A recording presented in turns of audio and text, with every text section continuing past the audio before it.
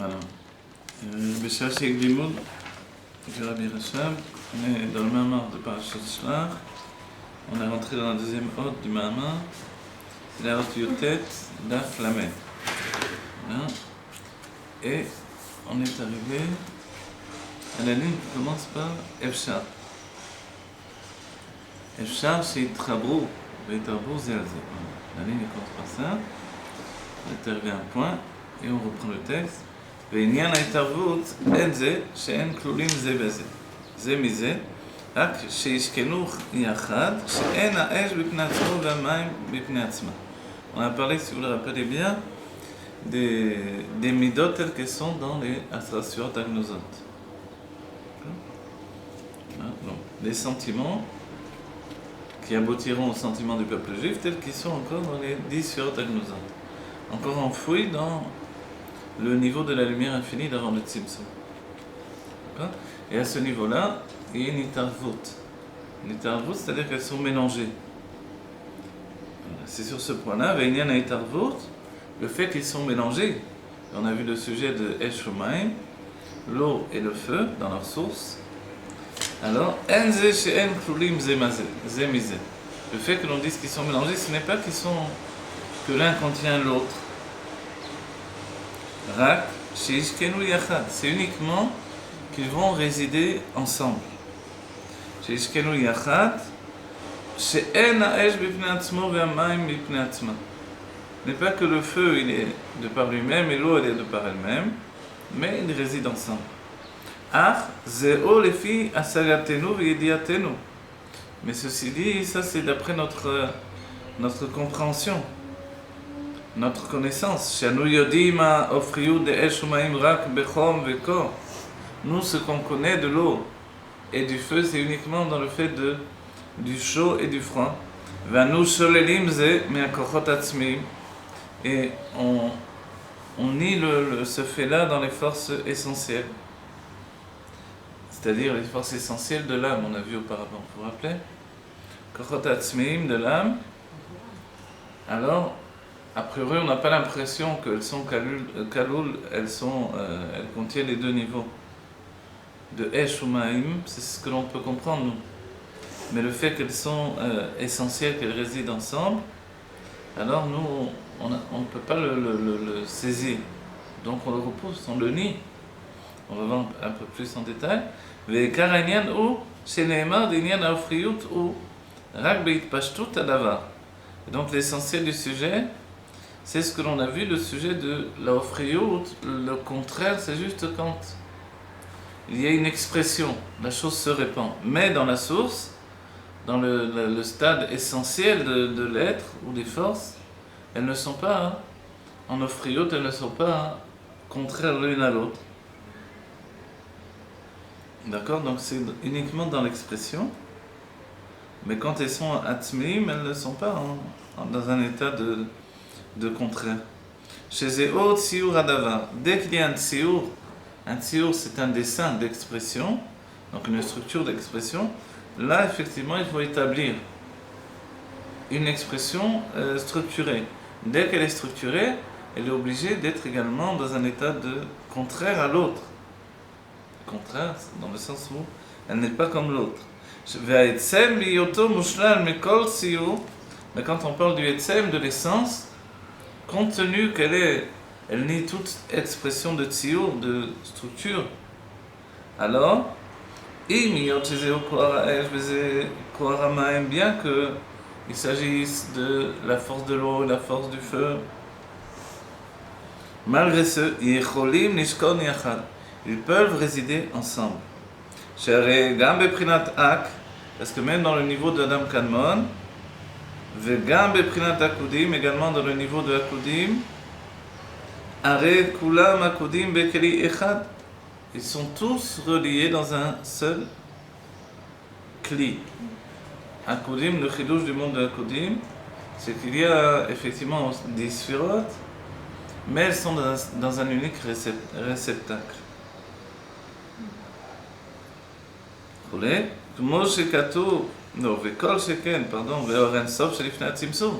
Si on a dit que dans Adam Kadmon, qui est l'expression dévoilée de la volonté de Dieu, et dans un Kodim, qui est déjà un monde à part entière, c'est encore dans un seul cri qui plus est dans les stades précédents, avant le Tzimtzum.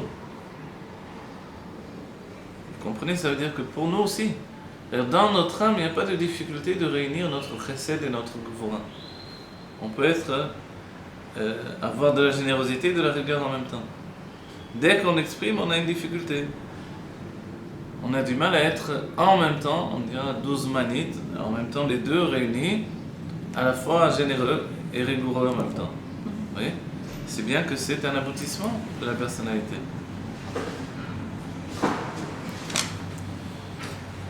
Alors, je voyais que Nigmar Avodat HaBerurim, non ? Je reviens de la physio, donc j'ai pas eu... On vient juste de commencer parce qu'on nous a attendu, C'est vrai? mais après on n'en pouvait plus, alors on a dit tant pis, on attend plus.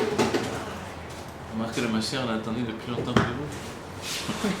C'est peut-être pour Plus ça longtemps. que tout ça m'arrive, que je peux plus attendre. Alors on parle des Kochot Atzmim. Dans les Kochot Atzmim, quand on parle des forces essentielles de notre âme, forcément, dans les forces essentielles, la générosité et la rigueur, elles peuvent résider ensemble. Mais dès qu'on parle de l'expression, voilà, on est une seule expression. C'est pour ça que c'est une shlemut, une perfection d'arriver à Tiferet. Et quand on arrive à Yaakov Avinu, qui dévoile la mida de Tiferet, c'est déjà un équilibre dans l'expression des avot. Yaakov, il a des facilités, lui. Yaakov, il est à la né base, il a déjà, cette tendance. il est né avec cet équilibre des sentiments. C'est pour ça dans les prénoms, Abraham et Yitzhak sont des noms excessifs, tandis que Yaakov c'est un nom équilibré. Peut-être qu'il peut être excessif dans l'équilibre, mais il peut y avoir aussi un excès dans l'équilibre. Moi, j'ai pas pris le bon en plus. Ça fait, vous allez faire comme le Rabbi. Le Rabbi enseigne le Gemara et il étudie notre Gemara.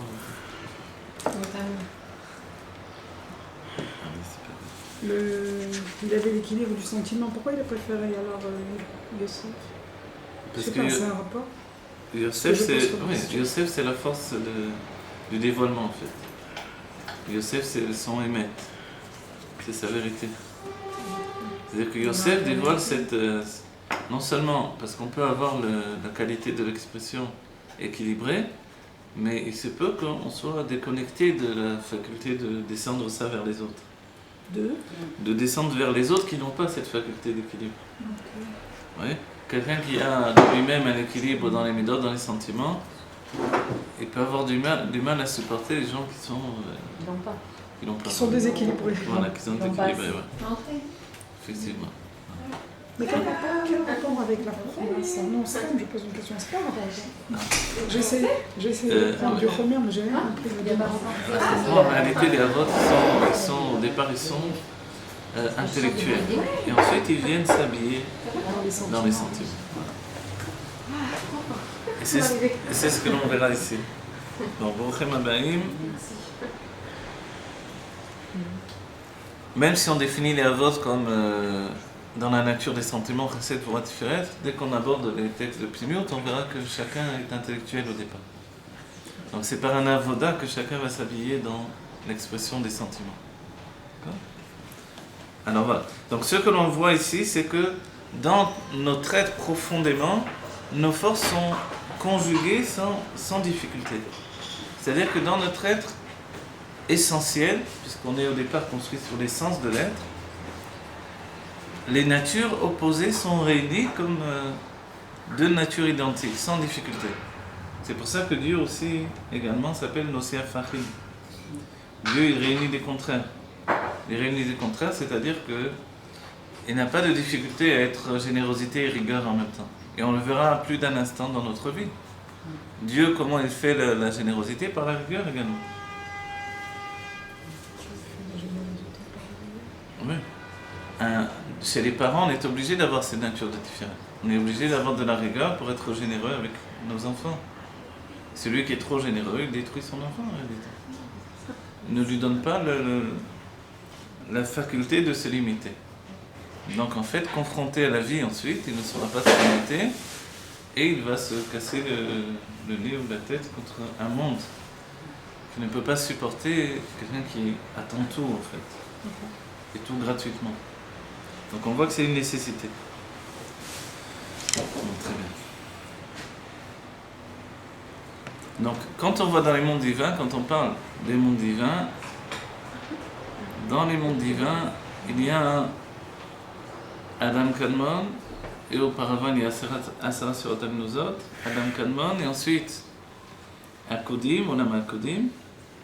Et dans tous ces niveaux-là, l'expression, même si elle est séparée, c'est-à-dire Chesed n'est pas Gvura et Gvura n'est pas Chesed, mais ils sont encore attachés l'un avec l'autre. Donc en fait, ce niveau-là, on le retrouve également dans le 10 Surat Al-Nuzot. Le niveau des deux contraires. Le niveau des contraires qui sont encore en relation l'un avec l'autre. Voilà. C'est pour ça que l'on dira, l'Admorazaken dira les Mochin de Gadlut, qui sont l'expression de la patience. Quelqu'un qui a de la patience, c'est qu'il a des Mochin de Gadlut. Donc la largesse d'esprit ou la grandeur d'esprit viendra du fait de conjuguer deux contraires. Quelqu'un qui est incapable de conjuguer deux contraires, alors c'est qu'il dévoile la petitesse de son esprit. Oui.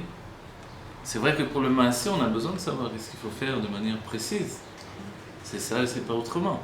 Mais dès que l'on aborde, même dans l'halakha, on a besoin de savoir, mais dès que l'on aborde l'esprit de l'halakha, on voit que c'est pas aussi simple. Ça peut être interdit mais permis, ça peut être permis mais interdit. C'est permis ou interdit? Non, c'est pas aussi simple que ça. Dans telle situation c'est permis, pour telle personne c'est interdit, pour telle autre c'est permis. La veille de Shabbat, peut-être qu'on va permettre. S'il y a une grosse perte d'argent, on pourra permettre. Dans des autres cas, c'est interdit. Vous voyez? C'est pour ça qu'il faut demander à un rave et pas faire la halakha soi-même. Quand on reçoit une smicha, c'est ça, c'est qu'on a compris maintenant que la chose n'est pas blanc et noir. Ce qu'on a compris, c'est une réunion des deux. Pourquoi? Parce que ça découle. Et dans le gris alors? Faut être dans le gris ou dans le chiné, voilà, dans le date Elion, ou dans le date, tout simplement. Oui.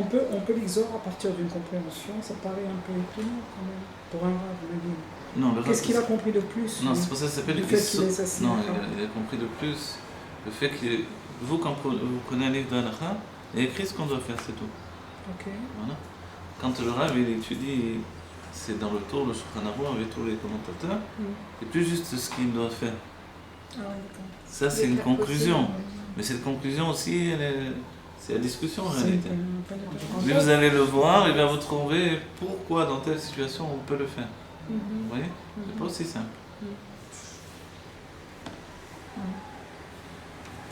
Parce qu'il n'y a pas un avis. Vous voyez, dans une famille, il y en a un qui dit blanc, l'autre dit noir, l'autre dit bleu, l'autre dit rouge, l'autre dit peut-être, l'autre dit pourquoi, l'autre... Voilà, dans les sages d'Israël, c'est comme ça. Il y a toute l'expression, si bien que c'est ça. C'est pas rien. Un rave, c'est comme un niveau académique en réalité. C'est beaucoup d'études. Pour en venir à capter l'esprit de la halakha. Il y a la halakha, ce que les gens étudient, mais il y a l'esprit de la halakha. L'esprit de la halakha, il est dans cet état d'esprit-là.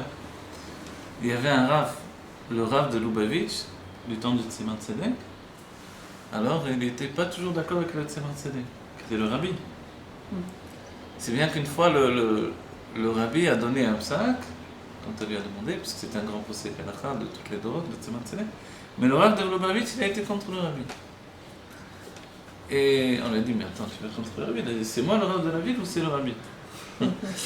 Et le rabbi l'a soutenu, il a dit, il a raison, c'est lui le rave.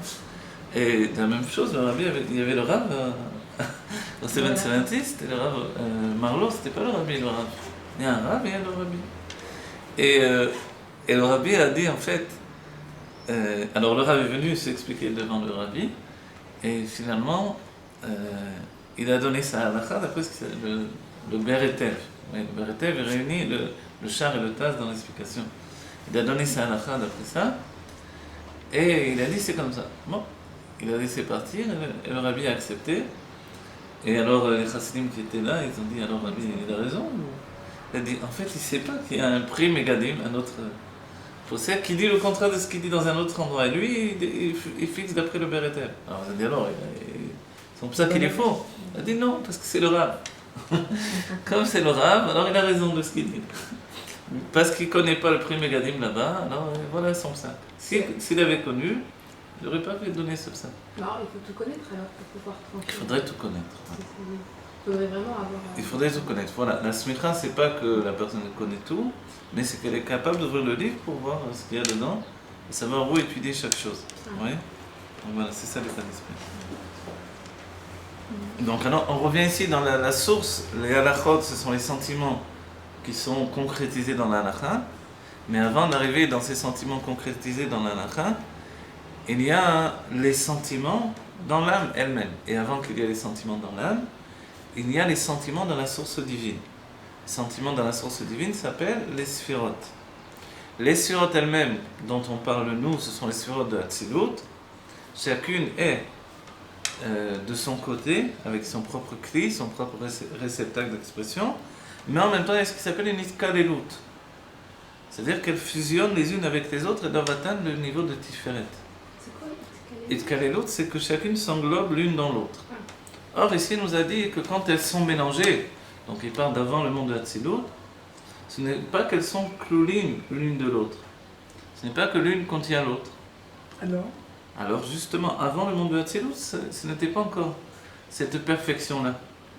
C'est avant le monde de Hatzilut, c'est une ardoute, et elles sont en potentiel dans cette ardoute. C'est une ardoute qui vient du or supérieur qui les réunit.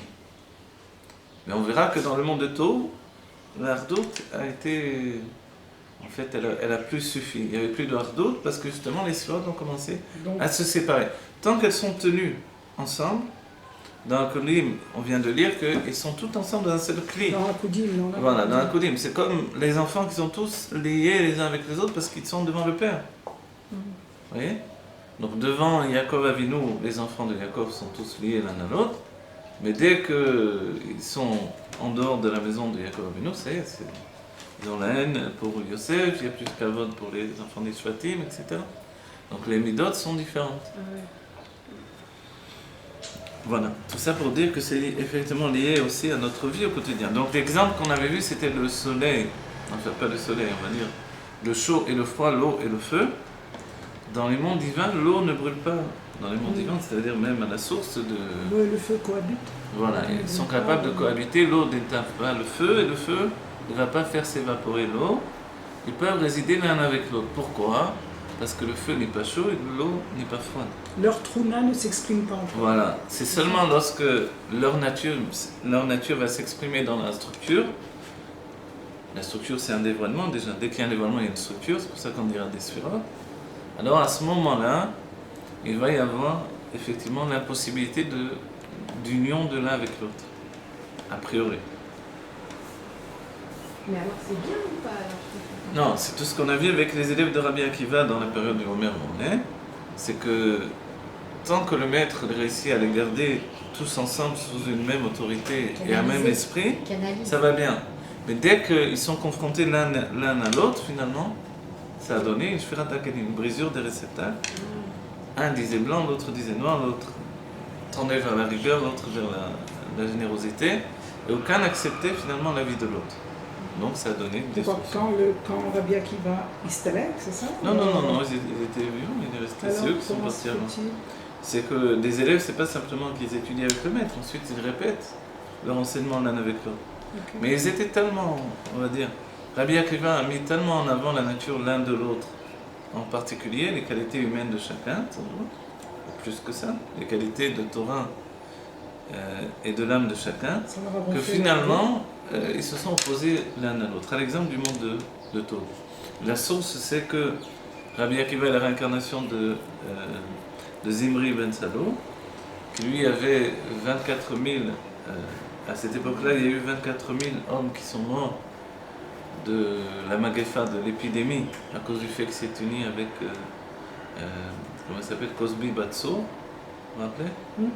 Voilà. Donc comme il est la réincarnation, la même chose se reproduit. Ce sont il est carrément la réincarnation. Oui, la réincarnation de Zimri ben Salo. Et donc les 24 000 élèves vont Ben Salo, et qui était un nasi d'Israël qui avait plus de... Ben Salo. Salou. Salo. Salou. La Torah n'est pas écrite en français, donc il n'y a pas de problème. Et Cosbi Batsur, c'était la femme, la fille de Balak, qui était une sorcière et qui était en fait, qui va revenir dans le Zivug Amiti de Rabbi Akiva, sa dernière femme. C'était qui la réincarnation de Rachel? Non, c'est sa deuxième femme. Après, c'est sa première femme. Après, c'est sa première femme. Ah, il en a une autre, il a une deuxième. Une deuxième, la femme de Tournus Rufus, qui va divorcer de Tournus Rufus pour se marier avec Rabbi Akiva. Qui c'est ce Tournus Rufus? Tournus Rufus, c'était un Romain. Un Romain qui était un non-juif, un Romain qui était contre Rabbi Akiva, qui supportait pas que Rabbi Akiva réussissait à réunir les Juifs malgré les oppositions, malgré les interdictions. Et donc il en voulait à Rabbi Akiva, il voulait l'exterminer. Mais de nos jours, chaque juif, c'est quelque part une réincarnation, non? Oui. Quelque part. Oui, partout même. Ah, non, c'est... Oui, chacun d'entre nous, nous sommes des vieilles âmes. Dans le sens où on est réincarné par une personne d'avant. On est la réincarnation d'une personne ou de centaines de personnes qui ont précédé, pas que d'une. Pourquoi les femmes se réincarnent? Pour leur mari essentiellement.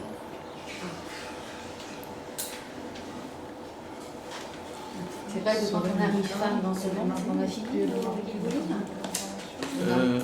de par elle-même, la femme n'a pas besoin de revenir. Elle n'a pas besoin de revenir. La raison pour laquelle elle revient, c'est pour aider son mari à atteindre sa perfection. Et du fait de ce sacrifice, elle monte dans son âme à chaque fois. Elle s'élève également de son côté. Donc en fait, je comprends pas, la réincarnation finalement, ce n'est pas un tikkun. Parce que s'il y a eu 24 000 morts avant Rabbi Akiva, ça s'appelle justement. Alors quand Rabbi Akiva est venu, quel a été le tikkun? Ils sont morts encore 24 000. Alors où est le truc? Alors c'est vrai qu'il y a un recommencement. Alors pourquoi? Quel est le lien alors? C'est vrai qu'il y a un recommencement. Pourquoi il y a ce recommencement? C'est quoi le tikkun dedans? Le tikkun, c'est qu'ils étaient des Talmidei Chachamim, ils étaient des sages de la Torah. Auparavant sans doute aussi, ils étaient dans le désert, ils sont venus payer le fait qu'ils se sont opposés à Moshe Rabbeinu, qui se sont opposés à la vérité de la Torah, et que à cette époque-là, le grand problème, c'était le désir physique, le désir de l'union entre les hommes et la femme. Puisque Moshe Rabbeinu avait séparé les Juifs des mariages interdits. Ce qu'on a vu dans la paracha précédente, vous vous rappelez? Voilà, Kedoshim, tu vois. C'était pas là dans la paracha précédente? Je l'ai pas étudié. Non. Kedoshim, c'est le fait qu'il y a beaucoup d'interdits. Tu ne dévoileras pas la nudité de ta mère, la nudité de ta sœur, tous les rapports interdits.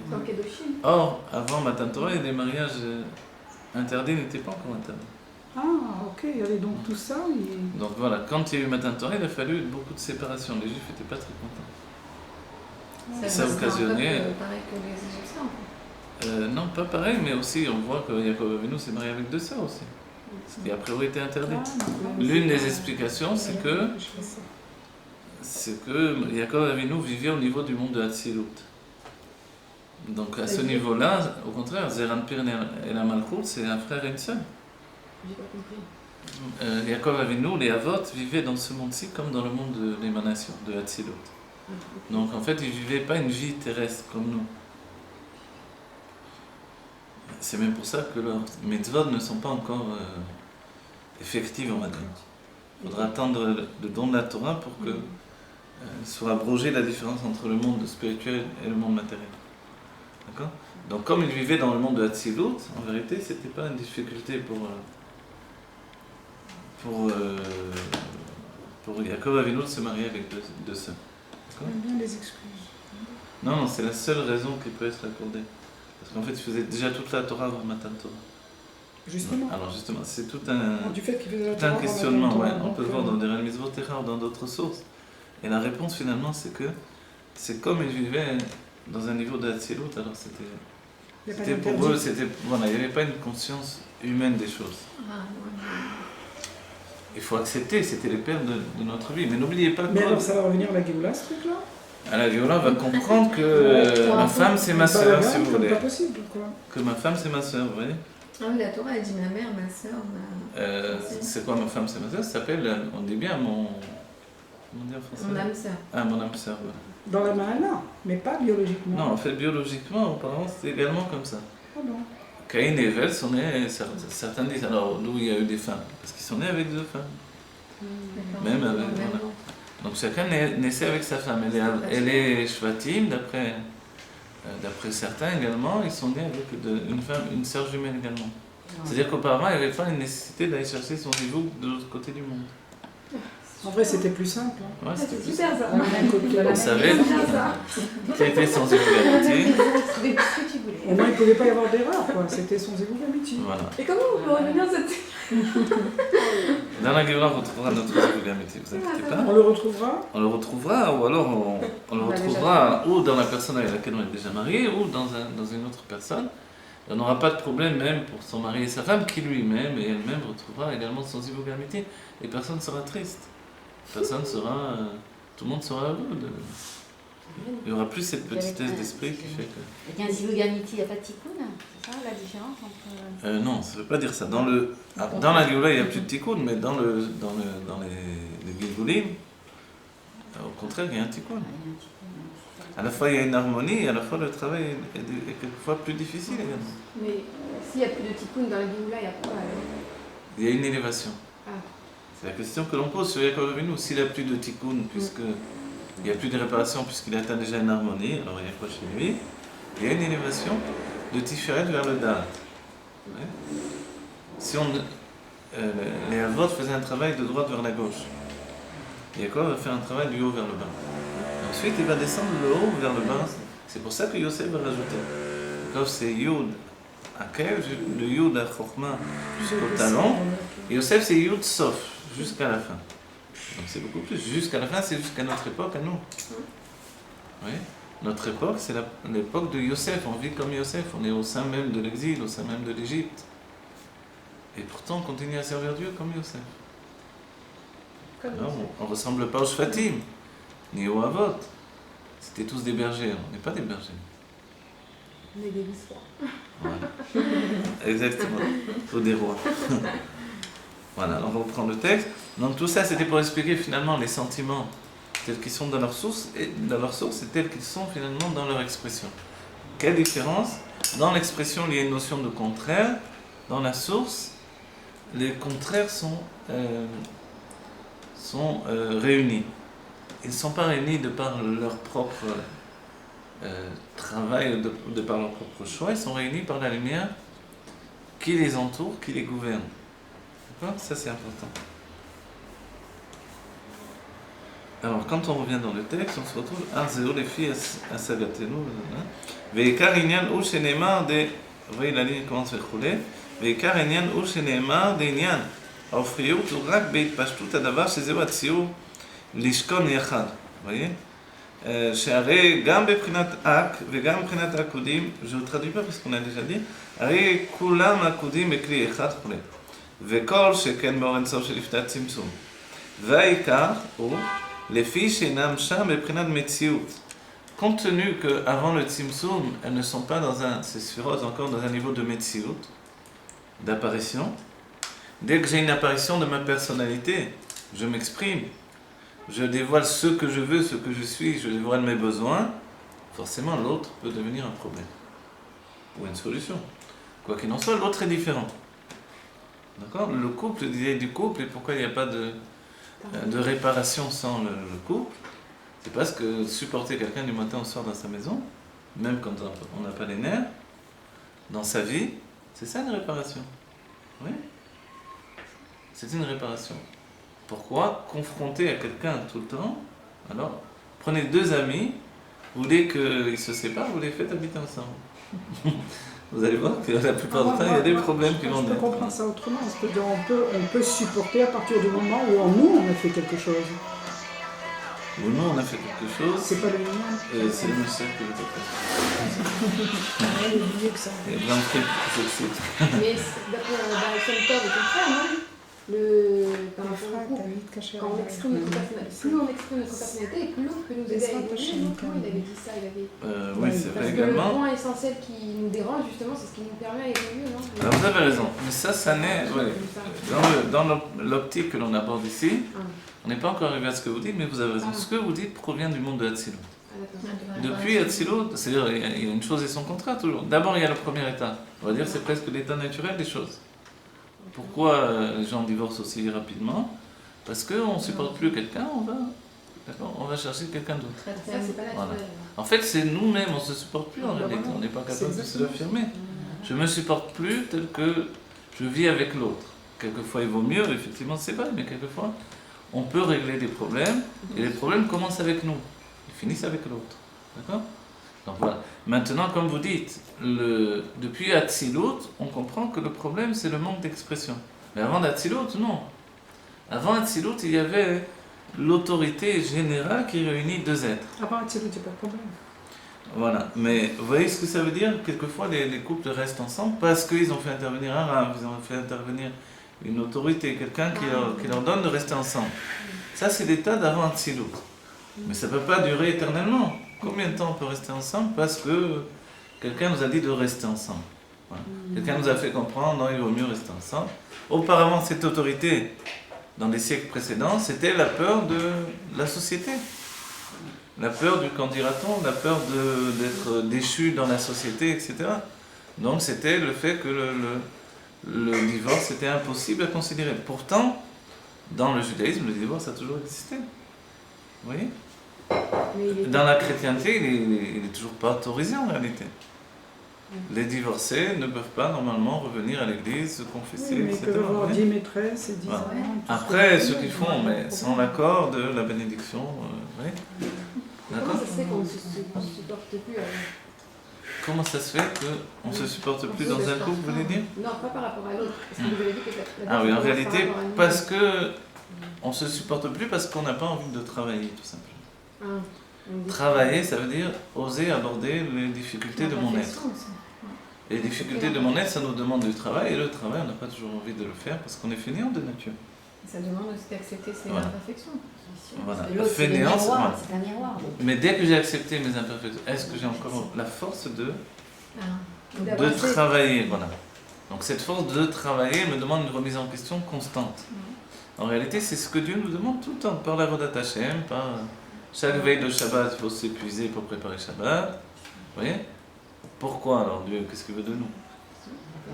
Parce que, voilà, à chaque fois, il nous demande effectivement de donner le meilleur de notre vie. C'est ce qui fait vivre le peuple juif dans tous les temps. Il veut qu'on vive à 100% en fait. Il veut qu'on vive à 100%. Voilà. Chaque instant est essentiel, donc on va donner toute nos forces.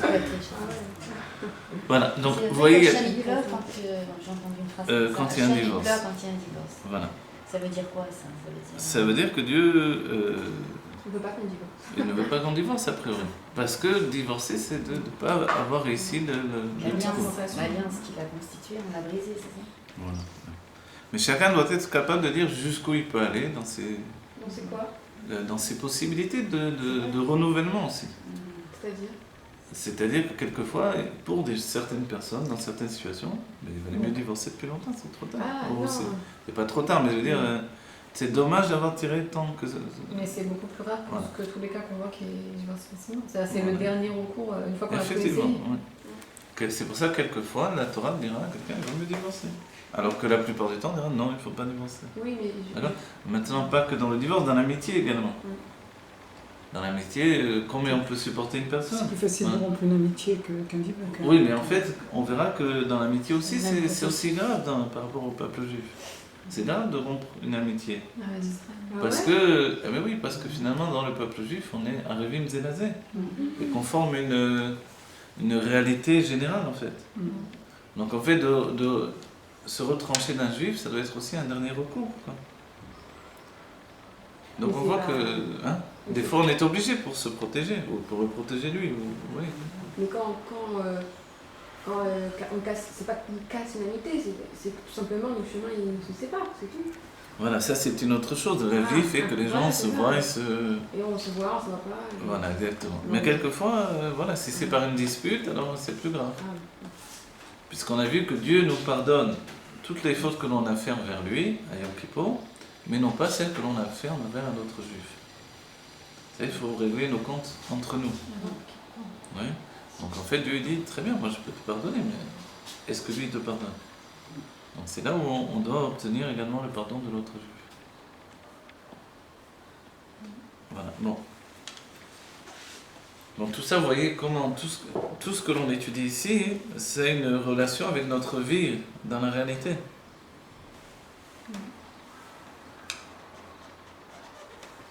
הנה כאשר אומרים וכל שכן באור אין סוף לפני הצמצום, ועיקר הוא לפי שאינם שם מבחינת מציאות. Donc dès que l'on apparaît comme une metsiout, c'est terminé. Je suis l'inverse de l'autre, je suis contraire à l'autre. Mais on est tout le temps dans la médecine. Voilà, alors on va dire, mais on est tout le temps une metsiout. Si on était une maout, ce serait différent. La maout, c'est la nature profonde de l'être. Vous voyez, c'est la différence entre le ma et le mi. Quand on dit le ma et le mi, ouais. Mi achacham alomen mikol adam. Qui est le sage? Celui qui apprend de chaque homme. Oui. Celui qui apprend de chaque homme, c'est dans une situation de ma. C'est-à-dire, on est capable de dire ma ou omer. Qu'est-ce qu'il dit? On ne se demande pas. Mi amar et ze. Qui a dit cela? La Gemara est basée beaucoup sur le mi.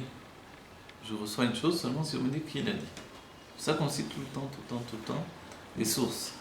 Il y en a qui disent ma ou mekashkash, dans le sens opposé. Ça vient d'où ça? וכמו אור שכל מופשט שיכול, voilà, tout ça pour préparer ce qu'il dit ici, כמו אור שכל מופשט שיוכל להתערב עם אור שכל הופכים ממנו. Comme une lumière intellectuelle, c'est-à-dire donc un dévoilement intellectuel, moufchat ceci dit. Moufchat, c'est-à-dire que maintenant c'est une expression intellectuelle qui n'est pas penchée vers une décision. C'est un enseignement. Un enseignement qui n'aboutit peut-être pas à une conclusion. Alors, donc en fait, il peut très bien tirer vers l'un ou vers l'autre. Si c'est pour la halakha, il peut permettre ou interdire, puisqu'il n'a pas été défini comme quelque chose de structuré dans la conclusion. Vous voyez? וכמו שני חכמים שתופסים או שכל אחד, זה באופן כך וזה באופן אחר. Il revient dans les exemples qu'on avait vus auparavant, comme deux sages qui perçoivent eux-mêmes, vous voyez, dit or sechel, c'est-à-dire une lumière intellectuelle. Donc au départ, l'intellect c'est aussi une lumière, quelque chose qui est une idée. Ils la saisissent l'un comme ça et l'autre de manière différente. הנה כאשר אומרים את השכל לפי ערך כוח חוכמתם העצמי שבא בבחינת הפשטה ובעומק העניין אינו ניכר עדיין במה שאין מחולקים זה מזה. Tant que la chose reste dans l'état essentiel de l'intellect, en fait, et dans la profondeur vraiment de l'analyse, de l'étude, c'est pas forcément que l'un soit contraire à l'autre. C'est pour ça que dans la Gemara, on verra Odul et Rabbi Meir. Les sages reconnaissaient que Rabbi Meir avait raison. Rabbi Meir, il s'appelait, c'est pas son vrai nom au départ, Meir, mais il faisait briller les yeux des sages. Meir, ça veut dire qu'il fait briller. Il faisait briller les yeux des sages. Il était tellement exceptionnel dans le développement de sa bina, de sa réflexion, qu'il faisait briller les sages. C'était vous voyez, la ressemblance de Shammai ou de Beth Shammai. Rabbi Meir était d'une puissance incroyable dans l'état d'esprit. On dit qu'il était capable de l'étaire et Sheretz. C'est quoi? Le Sheretz, c'est cette petite bête qui nous rend impurs. C'est-à-dire, s'il tombait de l'eau sur une corbeille de fruits et qu'il y avait un insecte, tous les fruits sont tamés. Tomat Sheretz. Aujourd'hui, non, on n'a plus cette. Ou de l'insecte, s'il est par-dessus, où est le problème? Par-dessus, ça donne Tomat Sheretz. Même Avant, si on vivait dans cette. À après. l'époque du Beth Amikdash, on vivait dans cette. Voilà. Dans cette sainteté-là. Aujourd'hui, non, on n'a plus le niveau. On est tous tamés de Sheretz et de Tomat Met, etc. Mais à l'époque, c'était comme ça. Mais Rabbi Meir, il était capable de le rendre pur. par la définition dans la halakha, il rendait pur. Et donc il faisait briller les yeux des sages, je disais, c'est Par son explication. son explication. Mais pourtant, la halakha n'était pas comme Rabbi Meir. Vous voyez ? La halakha, c'est la finalité, mais tant qu'on reste dans l'essence même du sujet, alors c'était exceptionnel. Vous voyez ? Parce que tant qu'il ne descendait pas dans le psak halakha, voilà. Donc la chose restait dans un niveau extraordinaire. Et Rabbi Meir était l'élève de Rabbi Akiva. La force de Rabbi Akiva, c'est d'avoir une expression exceptionnelle de son intelligence. C'est l'un des hommes les plus intelligents de tous les temps, Rabbi Akiva. Et tout en donnant la halakha, il était capable de fournir une explication qui dépassait toutes les notions d'intelligence humaine. C'est-à-dire qu'il avait un degré supérieur à Rabbi Meir. C'était le maître de Rabbi Meir. Lui, il le descendait dans l'Acha en le laissant dans en sa le laissant définition dans la première. définition, voilà. En le laissant dans il est subjugué par l'intelligence absolue de son raisonnement, tout en apportant la halakha sophite. C'est pour ça qu'il était à halakha que Rabbi Akiva. On dit toujours la halakha comme Rabbi Akiva, parce qu'il était machia. Il réunissait toujours deux contraires. Rabbi Eliezer disait blanc, Rabbi Yoshua disait noir. Pourtant, c'était ses deux maîtres. Et lui rapportait la halakha que... Après la discussion, est-ce qu'un élève peut trancher sur ses maîtres ou non? C'est une autre discussion que la Torah aborde. Mais on voit que c'était sa force. Une chose et son contraire. D'accord? Alors, Aval, Beit Galut, tout ça, donc on dit tant que la chose reste à ce niveau-là, la ligne commence au Pnimioto. Areo mechulakim uvdalim zemize. Non, j'ai pas sauté la parenthèse. J'ai sauté peut-être. Ah non, peut-être que j'ai sauté, non? Alors j'aurais. Hine kasher omrim et השכל לפי ערך כוח חוכמתם. Non, j'ai pas sauté, voilà.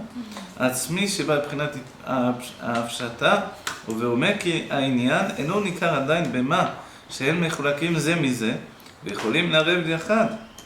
Donc tant que la chose reste, comme on a dit, dans l'idée de... On a donné l'exemple de Rabbi Meir, elle reste au niveau de l'idée, sans qu'elle aboutisse finalement à un psak halakha, alors forcément on comprend qu'il a tout à fait raison. Du moment qu'on ne va pas faire l'halakha comme lui. Vous voyez? C'est aussi pour ça que la halakha n'est pas comme Beth Shammai. Elle n'est pas comme Shammai pendant tout le temps de l'exil. Parce que finalement elle est trop, on va dire, splendide, elle est trop extraordinaire pour devenir une réalité dans l'exil. Mais dès qu'on sera dans un monde qui lui-même sera un monde extraordinaire, la Géoula, alors forcément la halakha pourra être enfin comme Shammai. Alors on verra vraiment le côté nifla de Shammai. Mais comment en termes humains, c'est-à-dire selon la réalité humaine, on peut dire que genre, dans le couple il y a une unité, parce que vous avez dit que le but c'est d'unir les opposés. Alors comment, humainement parlant, on peut dire oui, ils sont réunis?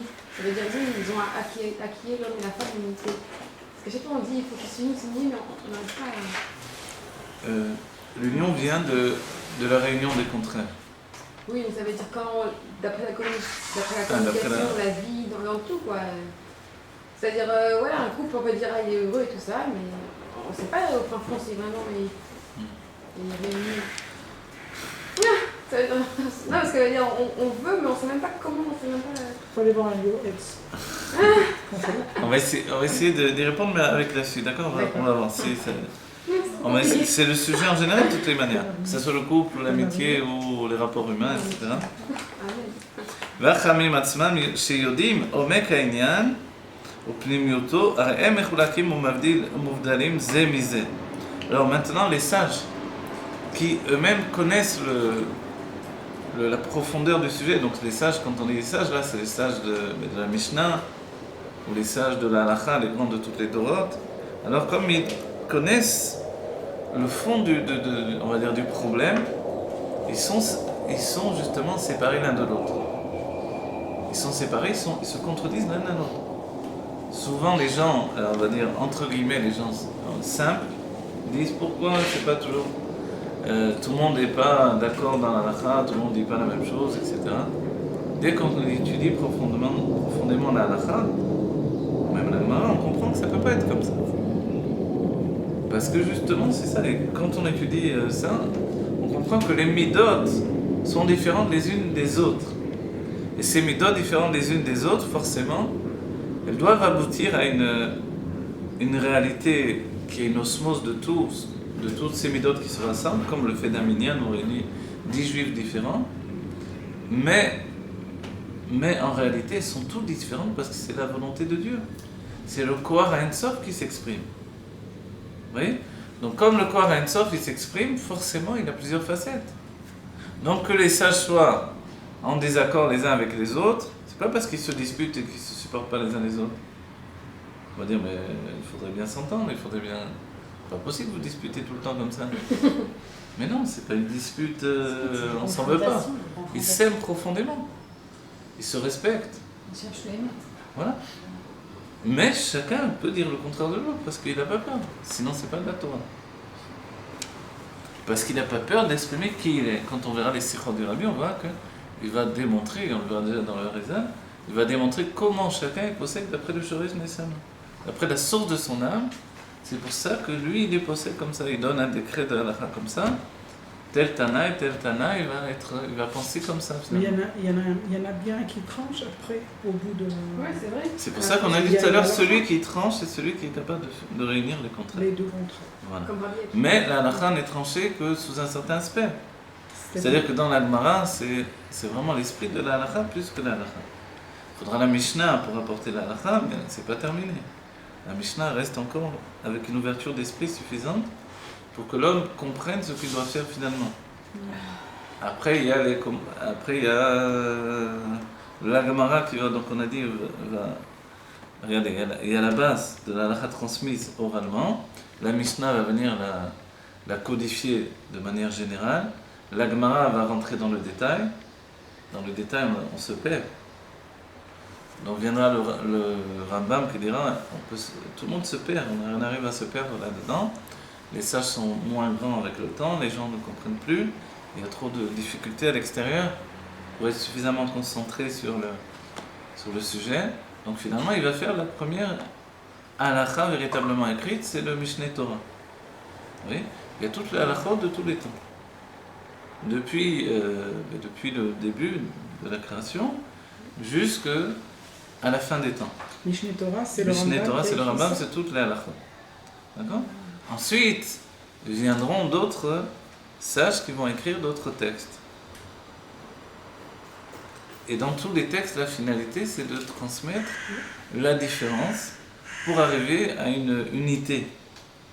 C'est-à-dire, au bout du compte, je veux savoir qu'est-ce que je vais faire. Je peux manger cet animal ou je ne peux pas le manger. Je peux manger ce qu'il y a dans la casserole ou je ne peux pas le manger. Vous voyez ? Je peux mettre cette filine ou je ne peux pas les mettre. À la fin, on pourra savoir ça. Mais pour savoir ça, alors, il y a tout un travail dans les générations, Dor et Dorot. Alors voilà. Kemor, Sechel Ayuli. Vous êtes où là ? Alors où je suis, c'est une bonne question. Vekacher Baor Sichlam Velevouché Asaga, Aznikar, Ershen Mechulakim Zemizé, Sheze Tofes Aïnian Kar Veze Kar. La ligne commence chez En Mechulakim Zemizé, vous voyez ? Donc on a dit les sages vont percevoir chacun à leur manière. Ou Kemo Or Sechel Ayuli Sheyuchal Lavo Beasalot Shonot. Comme le Or Sechel Ayuli. Vous voyez qu'est-ce que c'est Or Sechel Ayuli ? Ça source comme il Voilà, est. une lumière intellectuelle, puisque tout est de la lumière, même l'intellect. Yuli, c'est originel. Donc une conception intellectuelle originelle, elle peut s'exprimer de manière différente. כמו שנתבהר לאל בעניין שמאי והלל שקיבלו שניהם מרב אחד. Comme on a exprimé auparavant, Shammai et Hillel, ils ont reçu d'un seul Rav, même s'ils étaient deux, ils avaient un seul état d'esprit. ומכל זה יובן הדוגמה באור אין סוף ברוך הוא. Et de tout ceci, on peut comprendre l'exemple dans la lumière infinie. דאם היות שיש שם מבחינת חוכמה ובינה וחסד וגבורה וכולי, מכל מקום לצד ההיעדר המציאות, même s'il y a là-bas חוכמה ובינה, חסד וגבורה, mais compte tenu qu'il y a un היעדר המציאות. היעדר המציאות, c'est-à-dire qu'il n'y a pas d'existence chez la M, leur existence n'apparaît pas. Alors elles sont mélangées et unifiées l'un avec l'autre. Mélanger, donc c'est déjà une étape de chose. Oui, c'est parce qu'on n'a pas dit que... Mélanger, c'est encore un tzimtzum, là encore. Regardez, il a dit des imiyot, et malgré qu'ils sont déjà chesed, il y a 10 sphérot déjà, mais ces 10 sphérot sont mélangées et unifiées. Pourquoi? Parce qu'il n'y a pas de metsiout. La metsiout, c'est ce qu'on dirait dans la psychologie, l'ego. Oui, l'ego, les visigoths. C'est l'orgueil. C'est l'orgueil. C'est l'orgueil. Donc l'inexistence, c'est... L'existence, c'est voilà, voilà, c'est la vie. c'est la mesure du ressentiment de ma personnalité, on va dire. C'est quoi là? Dès que en fait, je traduis psychologie d'après les mondes divins, c'est pour ça que je dis ça. C'est-à-dire, dès que je commence à ressentir c'est le ressenti. Celui que je suis, donc ma psychologie, forcément, il y a une apparition de yesh. Et le yesh, c'est l'existence, c'est la metsiout. Donc c'est pour ça que le bitoul, qui peut apporter, et dans le couple, et dans l'amitié, et dans tout, qui peut apporter que je puisse supporter l'autre. Peut apporter la paix. Voilà. Donc le bitoul, c'est l'essentiel. Dans la Chassidut Rabban, on parle de bitoul sans arrêt. Et le bitoul, d'où est-ce qu'il provient? Il ne peut pas venir des sentiments. On parle de bitoul en faisant de lui une yeshut. Quand on dit un IFS, t'as mis dans ton numéro FS Kazer ou FS Kazer? En réalité, on comprend donc c'est uniquement l'intellect qui peut apporter le vrai bitoul. Comment? Par l'analyse, par l'étude, justement, comme on le fait ici. Ça, c'est Avodat HaMochin, comme on a vu. Yom Rishon, quand on a étudié sur la paracha dans le Dvar Machlot. Avodat HaMochin, on fait un vrai bitoul. On accède au vrai bitoul. Mais après, dans notre vie, est-ce qu'on est capable d'avoir Avodat HaMochin dans le quotidien? C'est quoi? Avodat HaMochin, c'est-à-dire un travail intellectuel. Véritablement intellectuel, qui est l'étude pour l'étude, non pas l'étude pour transformer nos sentiments. Le fait qu'on parle des sentiments, etc., ici c'est à titre d'exemple, pour bien comprendre que tout ça, c'est en relation avec nous-mêmes. Mais en vérité, c'est l'étude pour l'étude. Ça veut dire quoi l'étude? J'ai jamais compris l'étude pour l'étude. Tout à l'heure, on a parlé d'étude pour la halakha. Oui? Ou l'étude pour me transformer. Le moussar, ce serait l'étude pour me transformer dans mes sentiments. J'y arrive ou non après, c'est une autre chose. Dans la Chassidut, il y a deux choses. Il y a des livres de Avoda ou des livres de Haskala, ou des livres qui mélangent les deux. Avoda, c'est étudier pour me transformer par le biais de ma tefila, de ma prière. Voilà. Donc je vais me transformer dans mon yesh, justement. Ou étudier pour connaître Dieu. Et étudier pour connaître Dieu, c'est ce qui s'appelle la Haskala. Il y avait les mouvements de Haskala, mais la Haskala dans la Chassidut, c'est ça. Comprendre pour comprendre. Et non pas pour me transformer. Mais on va dire, qu'est-ce qui va se passer avec ma transformation? Ça va être Bedera Mimele. Ça va être Bedera Mimele. Le Rabbi a rajouté que même dans les niveaux de Haskala, on doit rapporter la vraine. Comment on doit arriver avec ça à une réalité? C'est une nouveauté. Parce qu'il y a une nécessité dans notre génération d'arriver à la finalité. Mais autrement, il faut savoir que cette étude-là, elle fait un birour et un zikour de notre personnalité, comme on a vu dans le Dvar Machlot, et nous purifie de l'intérieur. Et ensuite, les fils Sirlo et Yolal Ish, mes sentiments vont s'élever par rapport à ma compréhension. Donc, quelque part, ça nous transforme alors. Ça nous transforme du haut vers le bas. Mais les hommes, on sont habitués à vivre du bas vers le haut. Comment ça nous transforme? Non, du haut vers le bas. Oui, c'est du haut vers le bas dans ma structure humaine. Depuis l'intellect vers les sentiments. Dans la Mishracha que je fais pas du côté de la Nefesh Abémite. Pas du côté de la Nefesh Abémite. Elle est neutralisée d'un certain point de vue. Et quand on donne des exemples, alors elle comprend également. Mais elle ne comprend pas de par elle-même. La Nefesh intellectuelle va comprendre l'intellect pour lui-même, même l'intellect divin. Petit à petit, elle va être un outil pour comprendre l'intellect divin. Quand par exemple je rapporte de manière psychologique, c'est la nefesh, l'âme intellectuelle à ce moment-là. Auparavant, tel qu'il le dit d'un premier abord, c'est l'âme divine. Oui. L'intellect de l'âme divine, il est tellement élevé que si on ne le traduit pas, il reste là-haut. Donc pour le traduire, on a besoin de l'âme intellectuelle. C'est le tikkun de Freud d'une certaine manière. d'utiliser son travail pour exprimer le divin. Ce qu'il aurait dû faire lui-même, mais il n'était pas préparé à ça. Pourtant, il avait la formation de base, mais après, il a rejeté cette formation. Il était... Il est un fils d'orthodoxe, quand même. Là, il est né dans une maison... Les Tsarara, les Tsaratov, les Go... Ouais, voilà. Donc, vraiment, c'est pour ça que ça coïncide. Il en a fait une profession. Ouais. Alors très bien, on continue. Ve'amashal basé yadoua, mekochot hanefesh, et l'exemple de cela, la ligne commence MM, mekol makom. Ve'amashal basé yadoua, maintenant yadoua, la ligne commence yadoua, mekochot hanefesh, et bevadai nimsaim klulim be'etzem hanefesh, ve'sham yishkenu kulam yachad. Vous voyez, on est l'exemple dans notre âme pour comprendre Dieu. Le sujet c'est Dieu, l'exemple c'est nous-mêmes. Donc, comment on comprend maintenant Dieu par l'exemple? Dans les forces de l'âme se trouvent tout ensemble, sans aucune répartition, sans aucune séparation. Parce qu'elles sont dans l'état essentiel des choses. Dès qu'elles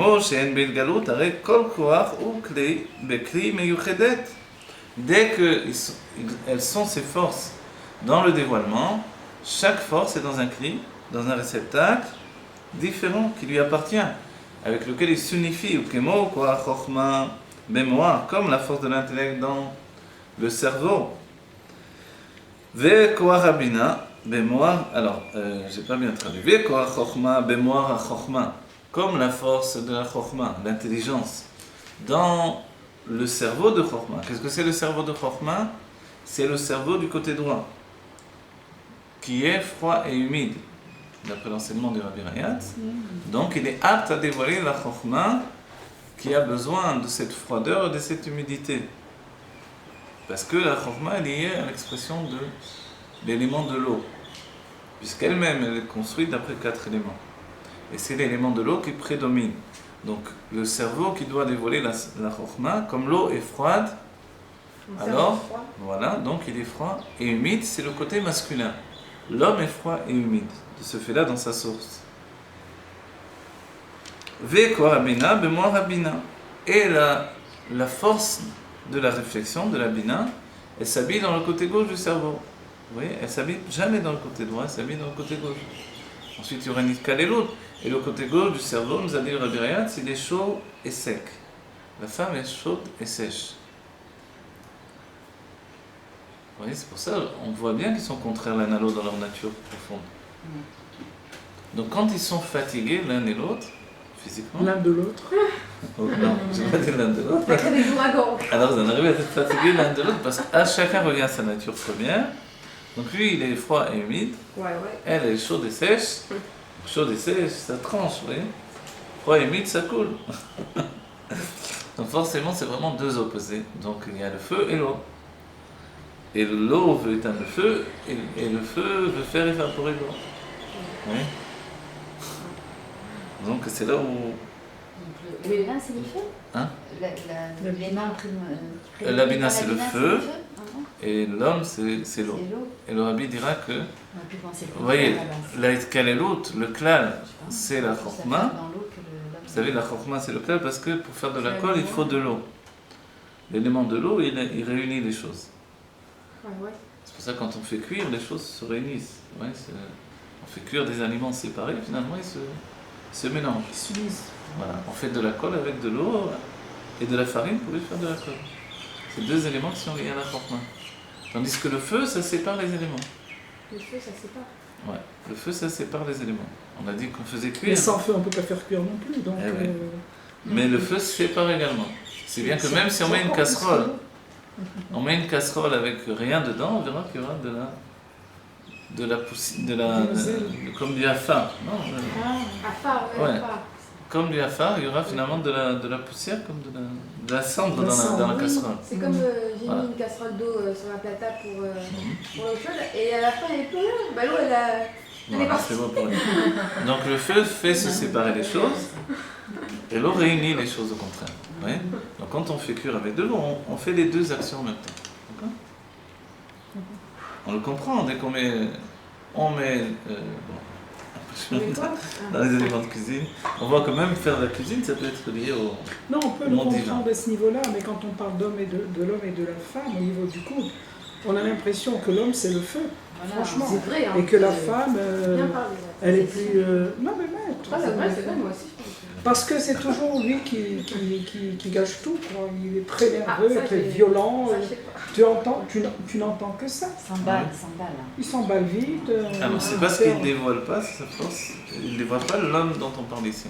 Tu dois travailler. C'est-à-dire justement. que c'est vrai que dans notre époque, les Mais choses même sont des- très même faussées. des hommes- Mais même des hommes. On qui est une sont époque d'accord, faussée bien sûr. où finalement les hommes sont très féminins de toutes les manières aujourd'hui. Mais on verra que dans sa nature de tranquillité et de silence, avant qu'il devienne nerveux, il dévoile son côté chokma. Le fait qu'il dévoile une grande rigueur, c'est justement parce que c'est dans un bloc. Dans la chokma, c'est une entité générale. Donc il n'y a pas vraiment la nuance. Pour avoir la nuance, il faut que la chokma accepte de rentrer dans la Dans bina. la bina. C'est-à-dire qu'il est capable de se remettre en question au moment même Ouais, c'est où il est énervé, par exemple. Oui, c'est difficile. Avec les enfants, ça nous demande de faire ça. Ouais. Je m'énerve, mais je ne suis pas énervé du tout. Ouais. Il faut apprendre à le faire. Donc un mari aussi peut, par rapport à la maison, par rapport à sa femme, il peut sembler être énervé et à la fois être capable d'être calme en même temps. Au sein même de son énervement, de dévoiler son calme, c'est-à-dire son analyse. Il analyse la chose en même temps que Mais ouais, en la même colère temps, lui monte et en même temps il est capable d'arrêter tout de suite. Mais on le fait, ça, nous aussi. C'est déjà le tikkun, ça. Ça, c'est déjà un état de vous le faites les femmes plus naturellement grâce à l'intellect de la bina. Mais chez la chokma, c'est pas normal. La chokma, elle est d'un bloc. Elle est pour ou contre. Elle a la notion générale des choses. Oui. Alors c'est bien ou c'est mal? Allez, ça suffit, alors ça m'énerve. Voilà. Vous voyez? Donc la chokma sans la bina, elle a un peu de tikkun. Sans sa bina personnelle aussi, puisque l'homme il a aussi une bina. C'est ça qu'il doit développer. C'est grâce à sa bina qu'il Donc tous les jours, l'homme Quel devrait dire j'ai contact. besoin de toi, genre. c'est grâce à Sabina, le développement de Sabina personnellement par l'étude, qu'il peut également... Non, il a en lui la bina aussi. Oui. Ça Mais, vient tout. mais par l'étude, Ah. quand il structure Sabina de plus en plus, il peut maintenant accepter la Bina, sa femme de l'autre côté. Donc un homme, c'est pour ça les sages disent, Faut envoyer des si on gens donne étudier. sa fille à un Talmid Chacham, on la donne à la vie, mais si on, je ne sais pas si c'est exactement comme ça qu'ils disent, mais si on la donne à un Maharet, on la jette au lion. Oui. Voilà, parce que à cause de ce fait-là. Donc les femmes, elles ont tout intérêt à pousser leur mari à aller étudier. Ah, étudier le chassidut, tu as étudié le Mais premier la Torah, Guémara, mais elle est pas quoi? Elle est n'importe bina quoi. ou elle est. La Gemara, elle est Bina. Ouais. Ah, c'est pour ça. Elle est La Gemara, elle est Bina. Ouais.